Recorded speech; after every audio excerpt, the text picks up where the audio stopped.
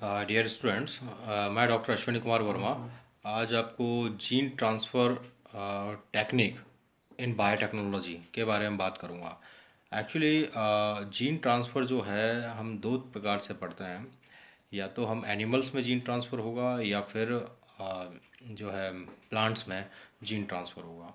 Gene transfer actually इसलिए किया जाता है ताकि हम जो डिज़ायर्ड कैरेक्टरिस्टिक्स वाले जो डीएनए सीक्वेंसेस हैं उनको हम किसी दूसरे जीव में ट्रांसफ़र कर सकें। जैसे कि प्लांट है तो प्लांट में कोई स्पेसिफिक कैरेक्टर पाया जाता है। वह स्पेसिफिक कैरेक्टर किसी स्पेसिफिक डीएनए का जो सीक्वेंस है या डीएनए का सेगमेंट है उसके द्वारा कंट्रोल होता है। उस डीएनए सेगमेंट को जो कि एक स्पेसिफिक कैरेक्टर को प्रोड्यूस करने में कैपेबल होता है, उस डिज़ायर डीएनए को हम दूसरे प्लांट के सेल में ट्रांसफ़र कर देते हैं।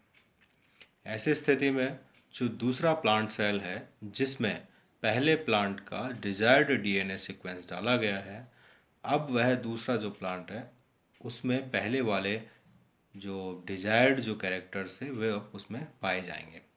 और जो दूसरी वाली सेल है उसको आप रीजनरेट कर सकते हैं वाया प्लांट टिश्यू कल्चर। तो आप एक सेल से अनेक कोशिकाएं तथा उन कोशिकाओं से अनेक पादपों का निर्माण कर सकते हैं। अब जो नया पादप बना है उसमें आपकी जो डिजायर्ड कैरेक्टर है जो आपने पहले प्लांट से लिए हैं वे सभी डिजायर्ड कैरेक्टर उसमें उपस्थित होंगे। जीन ट्रांसफर मेथड जो है इसको हम दो प्रकार से पढ़ सकते हैं। जीन ट्रांसफ़र इन एनिमल्स, एनिमल्स में जो जीन ट्रांसफ़र होता है उसके लिए हमने नाम सुना है एम्ब्रियो ट्रांसफ़र का। इसके अलावा इन विट्रो फर्टिलाइजेशन, ये दो ऐसी तकनीकें हैं जिनके द्वारा किसी फॉरेन डीएनए को या डिजायर्ड डीएनए को एक कोशिका से निकाल कर दूसरी कोशिका में ट्रांसफ़र किया जाता है। यहाँ हम पादपों में बात करते हैं। पादपों में सबसे ज़्यादा जो इम्पोर्टेंट है या सबसे ज़्यादा जो यूज किया जाता है वह है agrobacterium mediated gene transfer. Agrobacterium जो है यह एक ग्राम नेगेटिव बैक्टीरिया है। इसके दो स्पीसीज पाई जाती हैं, एग्रोबैक्टीरियम ट्यूमीफेसियंस और दूसरा है एग्रोबैक्टीरियम राइजोजिन। ये दोनों ही जो स्पीसीज हैं ये रिकॉम्बिनेंट डीएनए टेक्नोलॉजी या जीन ट्रांसफ़र में काम में लिए जाते हैं। हमने रिकॉम्बिनेंट डीएनए टेक्नोलॉजी जब पढ़ा था उसमें वेक्टर्स के बारे में बात की थी। वेक्टर जैसे कि plasmid, cosmid, BAC bacterial artificial chromosome, YAC yeast artificial chromosomes और इसके अलावा फेजमिड। तो हमने प्लाज्मिड की भी बात की थी। Plasmids are extra chromosomal double standard circular DNA segments found in some bacterial cells. Okay, तो प्लाज्मिड का जो आर्टिफिशियल प्लाज्मिड्स की हमने बात की थी PBr322, जिसका एक उदाहरण था PUC। तो ये जो कुछ प्लाज्मिड हैं, इसी प्रकार नेचुरली एग्रोबैक्टीरियम में जो प्लाज्मिड पाया जाता है उसको हम TI प्लाज्मिड कहते हैं। TI plasmid is found in the agrobacterium tumefaciens bacterial cell. इसके अलावा दूसरी जो स्पीसीज मैंने बात की एग्रोबैक्टीरियम राइजोजिन, यह राइजोजिन नामक जो स्पीसीज है इसमें पाए जाने वाले प्लाज्मिड को हम RI प्लाज्मिड कहते हैं। एग्रोबैक्टीरियम ट्यूमीफेसियंस नामक जो जीवाणु है यह पादपों में क्राउन गॉल नामक डिजीज उत्पन्न करता है। क्राउन गॉल, गॉल्स बन जाती हैं जिसको हम हाइपरप्लेसिया और हाइपरट्रॉफी के द्वारा डिफाइन कर सकते हैं कि जो कोशिकाएं जो हैं असामान्य रूप से विभाजन करेंगी और असामान्य रूप से बढ़ती रहती हैं। इसकी वजह से कुछ गांठ नुमा संरचनाएं बन जाती हैं जिनको हम क्राउन गॉल कहते हैं। एग्रोबैक्टीरियम राइजोजिन नामक जो जीवाणु है यह हेरी रूट डिजीज कॉज करता है प्लांट्स में, यानी कि जो रूट्स होंगी उनमें बहुत ही छोटे छोटे बहुत सारे रोम पाए जाएंगे, रोम उत्पन्न हो जाएंगे। This is also the phenomena of hyperplasia and hypertrophy. So इन जीवाणुओं में ऐसे गुण पाए जाते हैं जिनकी वजह से यह कोशिकाओं में लगातार विभाजन तथा उन कोशिकाओं की असामान्य वृद्धि, विभाजन भी असामान्य होगा और वृद्धि भी असामान्य होगी, यानी कि जो साइज में वो बड़े हो जाएंगी कोशिकाएं, साइज और शेप में। तो यह असामान्य विभाजन तथा असामान्य जो वृद्धि है यह इस बैक्टीरिया के द्वारा उत्पन्न की जाती है। इसमें उपस्थित जो प्लाज्मिड होता है इसको एक्सप्लॉइट किया गया है जेनेटिक इंजीनियरिंग में। अर्थात जैसे जो प्लाज्मिड वेक्टर का जो काम होता है वही जो प्लाज्मिड वेक्टर का जो काम होता है उसी वेक्टर के तरह हम एग्रोबैक्टीरियम ट्यूमीफेसियंस में पाए जाने वाले टीआई प्लाज्मिड का उपयोग करते हैं। इसी प्रकार एग्रोबैक्टीरियम राइजोजीन में पाए जाने वाले आरआई प्लाज्मिड का भी हम उपयोग करते हैं। आज हम जो बात करना जा रहे हैं, बात यह है कि वेक्टर के रूप में एग्रोबैक्टीरियम ट्यूबिफेसियंस से प्राप्त किए गए टीआई प्लाज्मिड का उपयोग कर हम डिजायर्ड डीएनए को किसी होस्ट प्लांट सेल में कैसे ट्रांसफर करेंगे। So we are going to discuss the gene transfer method agrobacterium mediated. Okay, agrobacterium mediated gene transfer. Agrobacterium mediated gene transfer पढ़ने से पहले हम एग्रोबैक्टीरियम ट्यूमीफेसियंस या एग्रोबैक्टीरियम राइजोजीन के द्वारा प्राप्त टीआई प्लाज्मिड तथा आरआई प्लाज्मिड की संरचना को समझने का प्रयत्न करेंगे। देखते हैं।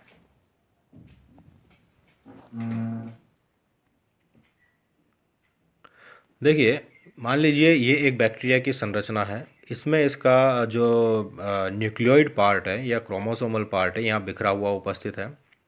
ये प्लाज्मिड है। एग्रोबैक्टीरियम ट्यूमीफेसियंस में ये जो प्लाज्मिड है, इस प्लाज्मिड में एक छोटा रीजन पाया जाता है जिसको हम टीडीएनए कहते हैं। ये जो टीडीएनए है, इस टीडीएनए में हम डिजायर्ड फॉरेन डीएनए को इंसर्ट कर सकते हैं।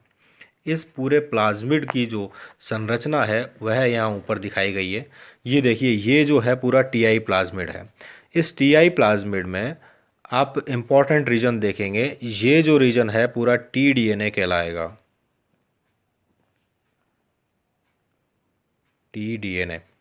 इस टीडीएनए में लेफ्ट बॉर्डर है, राइट बॉर्डर है। जीन्स जो कि इस टीडीएनए की सीमा को निर्धारित करते हैं, यहाँ पर लेफ्ट बॉर्डर, ये राइट बॉर्डर। लेफ्ट बॉर्डर और राइट बॉर्डर के बीच में ऑक्सिन, साइटोकाइनिन और ओपाइन उत्पन्न करने वाले जो जीन्स हैं उनका समूह उपस्थित है। Group of genes responsible to produce auxin, cytokinin and opines. Auxin क्या काम करता है, साइटोकाइनिन क्या काम करता है, हम भली बात ही जानते हैं, cell division, cell enlargement etcetera. तो ये जो है ऑक्सिन और साइटोकाइनिन जीन जो है इसमें यहाँ पर पाए जाते हैं। ओपाइंस जो हैं, ये ओपाइन प्रोडक्शन के लिए जो रिस्पॉन्सिबल जीन्स है वो हैं। ओपाइंस लो मॉलिक्यूलर वेट के सब्सटेंसेस होते हैं जिनका उपयोग इस बैक्टीरिया के द्वारा एनर्जी, नाइट्रोजन और कार्बोहाइड्रेट के लिए किया जाता है। ठीक है, तो ये जो पूरा रीजन है टीडीएनए कहलाता है और ये जो टीडीएनए है इसको हम उपयोग करते हैं एज ए वेक्टर पूरा प्लाज्मिड ही होगा, लेकिन इसको हम उपयोग करेंगे कि डिजायर्ड जो डीएनए सीक्वेंस है, मान लीजिए ये कोई डीएनए सीक्वेंस है, it is to be inserted within the T DNA region. Okay, Ti plasmid की जो संरचना है इसमें आप यहाँ पर देख पाएंगे ऑब्वियसली एक ओराई होगा और ओरिजिन ऑफ रेप्लिकेशन, जो कि वह जीनों का समूह होगा जो इस प्लाज्मिड की लगातार प्रतिकृति बनाने में या रेप्लिकेशन को में मदद करता है। The most important thing is that इस टीआई प्लाज्मिड में एक जीन्स का ग्रुप होता है जिसको हम विर जीन कहते हैं। इनको हम एक्चुअली वायरुलेंस जीन्स कहते हैं, जो इसकी वायरुलेंस को निर्धारित करते हैं कि टीआई प्लाज्मिड जब भी उपस्थित होगा और उसमें अगर वायरुलेंस जीन उपस्थित होंगे तो वह जीन इस टीआई प्लाज्मिड की कार्य क्षमता को प्रभावित करता है। अर्थात यह टीआई प्लाज्मिड जब भी उपस्थित होगा विर जीन के साथ तो यह क्राउन गॉल नामक डिजीज उत्पन्न करेगा। प्लांट्स में कौन सी डिजीज उत्पन्न करेगा, क्राउन गॉल नामक डिजीज। अब हम यदि इस टीआई प्लाज्मिड को एज ए वेक्टर के रूप में उपयोग करना चाह रहे हैं तो ऐसे स्थिति में हम इस टीआई प्लाज्मिड के विर जीन को जो है अलग कर देंगे, उनको डिसआर्म्ड कर देंगे, रिमूव कर देंगे, जिसकी वजह से अब चूंकि विर जीन अगर हटा दिए गए हैं तो ऐसी स्थिति में ये जो टीडीएनए रीजन वाला और टीआई प्लाज्मिड है इसको हम पूरी तरीके से उपयोग में ला सकते हैं एज ए वेक्टर। यदि हम विर जीन युक्त को टीआई प्लाज्मिड को होस्ट सेल में ट्रांसफ़र करेंगे तो ऐसी स्थिति में क्या होगा कि होस्ट सेल में भी क्रॉन गोल डिजीज जैसे सिम्टम्स उत्पन्न होने की संभावना रहेगी। तो विरजिन को हटा दिया जाता है और जो टीआई प्लाज्मिड है इसको एज इट इज़ रखा जाता है। इसमें उपस्थित टीडीएनए में हम डिजायर डीएनए सीक्वेंस को डाल देंगे और इस पूरे जो रिकॉम्बिनेंट डीएनए जो बनेगा इसको हम एज ए वेक्टर उपयोग में लेंगे और होस्ट सेल में इंसर्ट कर देंगे। आगे हम इसके डिटेल देखेंगे। देखिए, ये जो टीआई प्लाज्मिड है इसकी संरचना के बारे में आपको पता लग गया। टीडीएनए रीजन होता है, दो बॉर्डर होती हैं, लेफ्ट और राइट बॉर्डर, उसके बीच में ऑक्सिन, साइटोकाइनिन और ओपाइन संश्लेषण करने वाले जीन्स होते हैं। एक ओरिजिन ऑफ रेप्लिकेशन होता है, विर जीन होते हैं जो कि ABGCDE प्रकार के होते हैं। कितने जीन हो गए? 6 हो गए, ABCDE और G। ये जो जीन है इस टीआई प्लाज्मिड की वायरुलेंस को निर्धारित करते हैं, यानी कि जब ये जीन उपस्थित होंगे यह टीआई प्लाज्मिड रोग उत्पन्न कर सकता है, क्राउन गोल डिजीज। ठीक है, ये टीडीएनए की टीआई प्लाज्मिड की स्ट्रक्चर हो गई। टीआई प्लाज्मिड जो है एग्रोबैक्टीरियम ट्यूमीफेसियंस नामक जीवाणु से प्राप्त होता है। उसमें पाया जाने वाला प्लाज्मिड को हमने क्या बोला है? TI plasmid. इसी प्रकार राइजोबैक्टीरियम राइजोजीन एग्रोबैक्टीरियम राइजोजीन नामक जीवाणु से का जो जीवाणु है यह पादपों में हेरी रूट डिजीज उत्पन्न करता है। जैसा कि मैंने अभी आपको बताया, ये जो हेरी रूट डिजीज उत्पन्न करने वाला जीवाणु है इससे हमको प्राप्त होता है RI प्लाज्मिड। जैसे वहाँ TI प्लाज्मिड है, ऐसे यहाँ क्या प्राप्त होगा? RI plasmid. RI प्लाज्मिड और TI प्लाज्मिड की संरचना लगभग समान होती है। कुछ थोड़े से अंतर होते हैं, जैसे कि इसका जो लंबाई होगी वह 180 से 205 केबी होती है टीआई प्लाज्मिड की, जबकि RI प्लाज्मिड की लंबाई 250 केबी तक होती है। यह RI प्लाज्मिड युक्त जो बैक्टीरिया होगा वह हेरी रूट डिजीज कॉज करेगा। टीआई प्लाज्मिड युक्त बैक्टीरिया जो है वह क्राउन गोल डिजीज उत्पन्न करेगा। तो ये तो हो गई इसकी संरचना के बारे। टीआई प्लाज्मिड की संरचना के बारे में जब हम जान चुके हैं तो हम दूसरी स्थिति देखते हैं कि इसको उपयोग में कैसे लिया जाता है। देखिए, टीआई जो प्लाज्मिड है उस टीआई प्लाज्मिड में टीडीएनए एक रीजन होता है। ये जो टीडीएनए रीजन है इसमें हम डिजायर्ड डीएनए को डाल सकते हैं। ये बात हमारी हो गई है। अच्छा, ये जो टीआई प्लाज्मिड है इसका उपयोग इतना सुगम क्यों है? इसके लिए दो तीन चीज़ें हैं। एक तो टीडीएनए जो रीजन है यह इसमें उपस्थित होते हैं ऑक्सिन, साइटोकाइनिन इत्यादि। ये क्या करेंगे? सेल की जो डिवीजन है उसको प्रमोट करते हैं। ठीक है। दूसरी बात, इस रीजन में आप आसानी से डिजायर डीएनए को डाल सकते हैं। अब डिजायर डीएनए को डालने के लिए हमें एक स्पेसिफिक रेस्ट्रिक्शन साइट की आवश्यकता होती है, जो स्पेसिफिक रेस्ट्रिक्शन एंजाइम वहाँ पर वर्क कर सकें। तो उसके लिए भी रेस्ट्रिक्शन एंजाइम उपस्थित हैं। टीडीएनए रीजन में जो वायरुलेंस जीन है उनको डिसआर्म कर दिया जाता है, हटा दिया जाता है। इसके अलावा इनमें ओरिजिन ऑफ रेप्लिकेशन पाया जाता है जो कि इसकी प्रतिकृति को लगातार करने में सक्षम होते हैं। इसके अलावा इनमें सेलेक्टेबल मार्कर्स भी डाले जा सकते हैं। अच्छा, सेलेक्टेबल मार्कर्स किस लिए उपयोग में लाए जाते हैं? जैसे कि हमने पहले भी पढ़ा था कि सेलेक्टेबल मार्कर जो ट्रांसफॉर्म्ड सेल्स हैं उनके सिलेक्शन के लिए उपयोग की जाती हैं। ठीक है, वो जो मार्कर्स होंगे कुछ स्पेसिफिक कंपाउंड्स का, सब्सटेंस को प्रोड्यूस करेंगे जिसकी वजह से हम उसको अलग कर पाएंगे और पहचान पाएंगे। तो ये तो बात हो गई इसकी टीडीएनए की और टीआई प्लाज्मिड की कि टीआई प्लाज्मिड क्यों महत्वपूर्ण है, इसका उपयोग में क्यों लिया जाता है। अब हम पूरा ये ग्राफ देख रहे हैं, यहाँ पर एक चार्ट देख रहे हैं। इस चार्ट में हम देख पा रहे हैं कि किस प्रकार एग्रोबैक्टीरियम ट्यूमीफेसियन से प्राप्त टीआई प्लाज्मिड का उपयोग वेक्टर की तरह किया जाता है और फिर प्लांट सेल में डाला जाता है।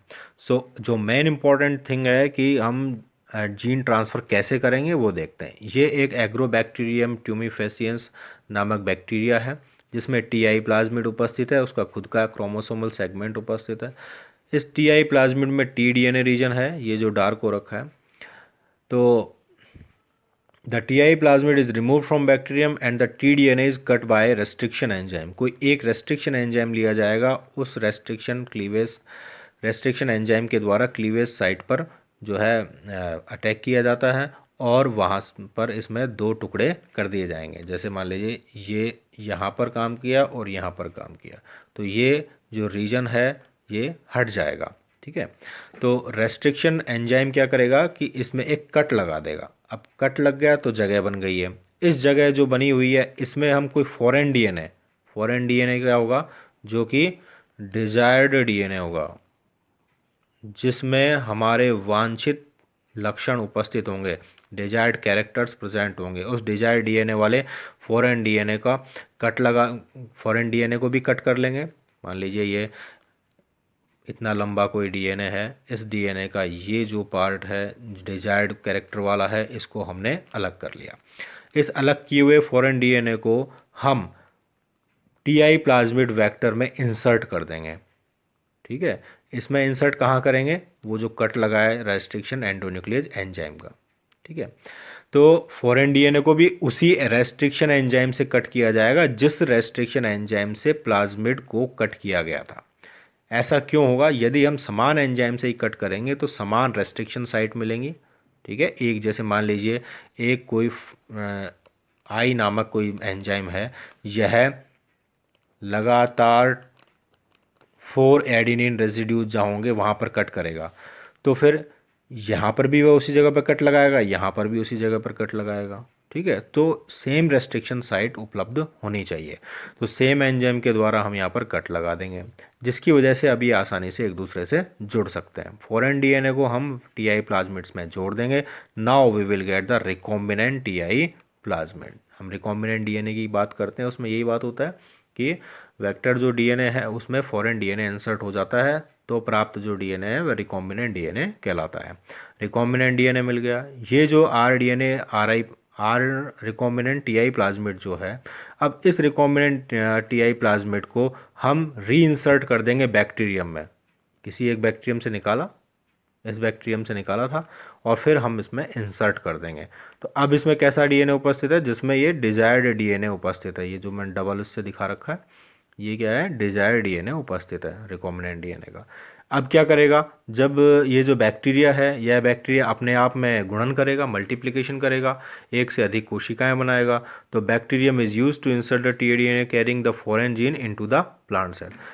ये जो बैक्टीरियल सेल है, इसको अब हम प्लांट सेल में इंसर्ट कर देंगे। तो हमने यहाँ पर प्लांट सेल में इसको इंसर्ट कर दिया। प्लांट सेल क्या हो जाएगी, अब ट्रांसफॉर्म हो जाएगी। ट्रांसफॉर्म मतलब कि उसमें जो फॉरेन डीएनए वो युक्त जो ये बैक्टीरिया है ये उसमें उपस्थित है। ट्रांसफॉर्म सेल्स जो हैं उनको, जैसे कि मैंने पहले बात की थी, सेलेक्टेबल मार्कर्स उसमें जुड़े रहेंगे। तो सेलेक्टेबल मार्कर्स की प्रेजेंस से हम उनको पहचान पाएंगे, जो ऐसी कोशिकाएं जो ट्रांसफॉर्म हो चुकी हैं, रूपांतरित हो चुकी हैं, अर्थात उनमें नए कैरेक्टर आ चुके हैं। कौन सा नया कैरेक्टर, जो कि हमने फॉरेन डीएनए में उपस्थित था। इस फॉरेन डीएनए वाले डिजायर्ड कैरेक्टर्स की उपस्थिति के आधार पर हम ट्रांसफॉर्म सेल को देख लेंगे, और फिर इन सेलेक्टेड सेल्स को यूज कर लेंगे प्लांट रीजनरेट करने के लिए। तो सेल से प्लांट कैसे रीजनरेट कर सकते हैं, वाया टिश्यू कल्चर। तो ये जो प्लांट्स हैं अब क्या कहलाएंगे, transgenic plant. So this is the procedure of to generate transgenic plants via agrobacterium mediated gene transfer. ठीक है, तो ये जो सारी बातें हैं एग्रीबैक्टीरियम मीडिएटेड जीन ट्रांसफर में आएगी। यदि आपसे एग्जाम में सवाल पूछा जाता है कि एग्रोबैक्टीरियम मीडिएटेड जीन ट्रांसफ़र के बारे में बताइए, तो आप ये पूरा का पूरा इसमें टीआई प्लाज्मिड की संरचना के बारे में बताएंगे और पूरी प्रोसीजर बताएंगे कि किस प्रकार हम रेस्ट्रिक्शन एंजाइम के द्वारा टीआई प्लाज्मिड में कट लगाते हैं, उसी रेस्ट्रिक्शन एंजाइम के द्वारा हम फॉरेन डीएनए में कट लगाते हैं, दोनों को जोड़ दिया जाता है। जोड़ने के लिए हमारे पास लाइगेज नामक एंजाइम होता है। जब जुड़ जाते हैं तो वह रिकॉम्बिनेंट टीआई प्लाज्मिड कहलाता है। इस रिकॉम्बिनेंट टीआई प्लाज्मिड को अगेन बैक्टीरियम में इंसर्ट कर दिया जाता है, और उस बैक्टीरियल सेल को हम प्लांट सेल में इंसर्ट कर देते हैं। प्लांट सेल जो ट्रांसफॉर्म हो चुकी होती हैं उनको सेलेक्टेबल मार्कर्स की सहायता सेलेक्टेबल मार्कर्स के द्वारा प्रोड्यूस किए गए कैरेक्टर्स के आधार पर हम उसको पहचान पाएंगे, और पहचान करके हम उनसे नए प्लांट रीजनरेट कर सकते हैं। ये जो रीजनरेटेड प्लांट्स हैं ये ट्रांसजेनिक प्लांट्स कहलाएंगे, जिनमें हम विशिष्ट जो चाहा गया गुण है, जो वांछित गुण है, वह प्राप्त कर पाएंगे। तो इस प्रकार आज हमारा एक ये टॉपिक कंप्लीट होता है।